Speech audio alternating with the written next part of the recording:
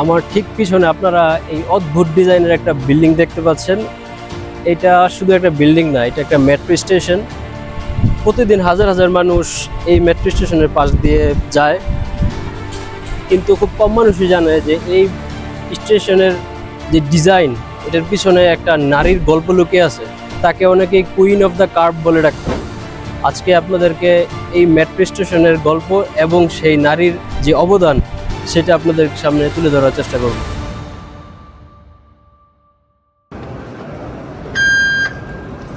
আমরা দৈনন্দিন কাজে সাধারণত এক জায়গা থেকে আরেক জায়গায় যাওয়ার জন্য মেট্রো ব্যবহার করে থাকি, কিন্তু আজকে আমার মেট্রোর চেয়েও বেশি আগ্রহ মেট্রো স্টেশন নিয়ে, কারণ রিয়াদের সবচেয়ে বিখ্যাত মেট্রো স্টেশনগুলো একটাতে যাচ্ছি। Next station, KAFD, King Abdullah Financial District, and doors will open on the right. আর আমি পৌঁছে গেছি কেএফডি মেট্রো স্টেশনে। আপনাদেরকে দেখাতে যাচ্ছি সেই বিল্ডিং বা সেই স্টেশনটা, যেটার জন্য আজকের পুরো জার্নি।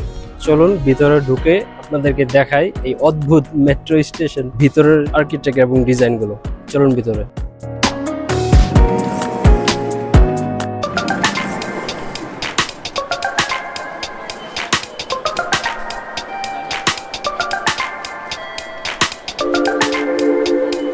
আর এই স্টেশনের ভিতরে ঢুকে অনেকেই আমার মতো কনফিউজ হয়ে যায়। এটা দেখতে মনেই হয় না কোনো মেট্রো স্টেশন, মনে হয় কোনো বিশাল এয়ারপোর্ট বা কোনো সায়েন্স ফিকশন মুভির বিশাল বড় ফিউচারিস্টিক বিল্ডিং। আর একটা ট্রানজিট হাব কেমন হওয়া উচিত, প্রচলিত চার দেয়ালের চার কোণা বিল্ডিং থেকে এটা একদমই ডিফারেন্ট।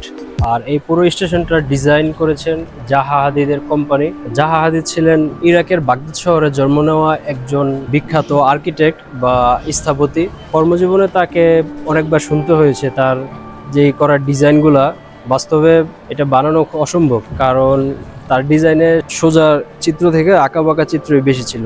পরবর্তীতে সেই অসম্ভব ডিজাইনগুলোই পৃথিবীর সবচেয়ে আইকনিক বিল্ডিং হয়ে দাঁড়ায়, যেমন আজারবাইজানের হেদার অলিভ সেন্টার, চীনের গুয়াংজু অপেরা হাউস, যুক্তরাজ্যের লন্ডন অ্যাকোয়াটিক সেন্টার, আর দুবাইয়ের ওপাস।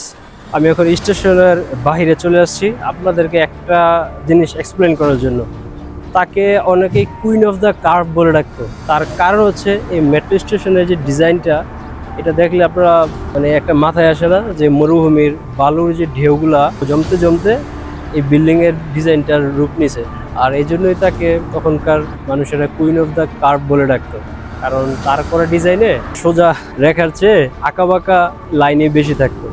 আর কিছু বিল্ডিং বানানো হয় ব্যবহারের জন্য, আর কিছু বিল্ডিং বানানো হয় মানুষের স্মৃতি হয়ে থাকার জন্য। অবশ্যই এটা দ্বিতীয় কাতারের পর। মেট্রো শুধু যাতায়াতের জন্য না, এর পিছনে থাকে ভিশন, গল্প।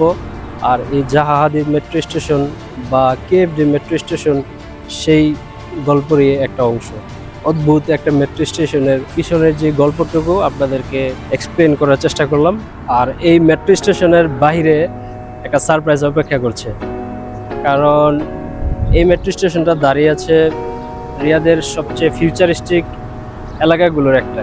নেক্সট ব্লগে আপনাদেরকে পুরোটা এক্সপ্লেন করে দেখানোর চেষ্টা করব।